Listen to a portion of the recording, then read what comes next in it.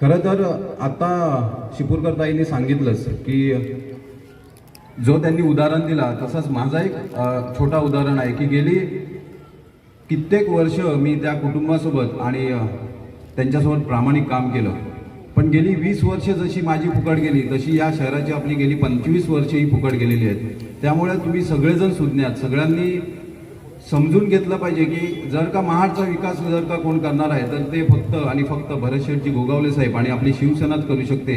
कारण गेली अनेक वर्ष त्यांच्याकडे सत्ता असून सुद्धा त्यांनी कोणतीही कामं ही प्रामाणिकपणे केलेली नाही आहेत। जर का त्यांच्यात प्रामाणिकपणा असता तर आज आपली ही महाडची दुरावस्था झाली नसती।